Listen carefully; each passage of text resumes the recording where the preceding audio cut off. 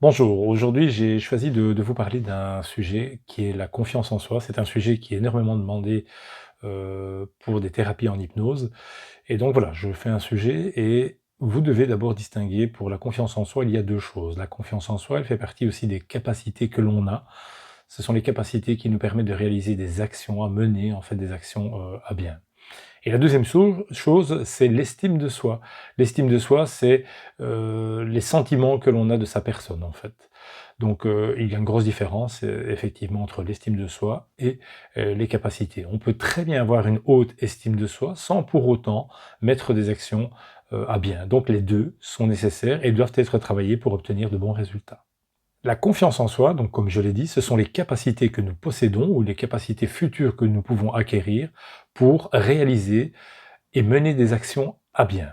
L'estime de soi est orientée sur le sentiment d'avoir de la valeur intrinsèque, d'être digne, d'être aimé et accepté.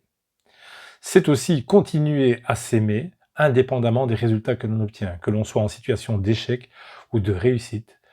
Notre estime de soi ne doit pas changer.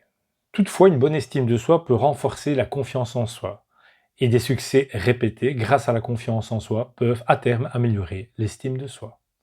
Comment savoir si je manque de confiance? Eh bien, dans un premier temps, vous allez avoir des conséquences qui sont comportementales. C'est des difficultés à s'affirmer dans des situations ou vis-à-vis de certaines personnes. C'est éviter des situations.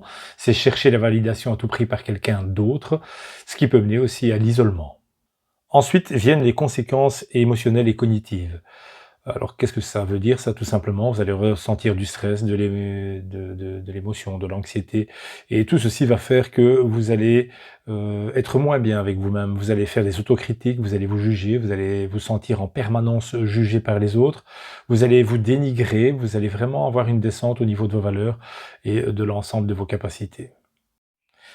Alors, grâce à l'hypnose, on peut retrouver rapidement de la confiance en soi. Alors, comment ça va se passer? Beh, tout simplement, durant la l'anamnèse, on va vous poser, plein de questions et on va retrouver des moments forts dans votre vie où vous avez eu des capacités, des comportements, où vous avez eu un petit peu d'estime de vous et ceci, on va le travailler, on va l'amplifier, on va prendre toutes les sensations et les schémas mentaux qui sont porteurs réellement et qui vous ont amené, pardon, à cette réussite. En revanche, on va aussi aller explorer, les raisons pour laquelle, vous doutez aujourd'hui et vous manquez de confiance. Ça, c'est tout à fait simple. Il suffit, en fait, de prendre un élément où vous manquez réellement de confiance. On prend tous les schémas mentaux et l'intention positive, parce que c'est peut-être difficile à entendre, mais derrière, il y a effectivement une intention positive qui est en arrière-plan pour vous faire douter de vous.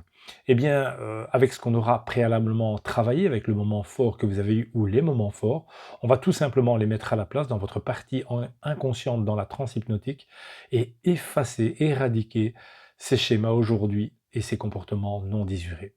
Alors, envie d'essayer de retrouver de la confiance et de pouvoir vivre enfin la vie que vous méritez, eh bien, tout simplement, vous cliquez sur les liens que je mettrai euh, avec cette vidéo. Je vous remercie de m'avoir regardé, écouté et à très bientôt.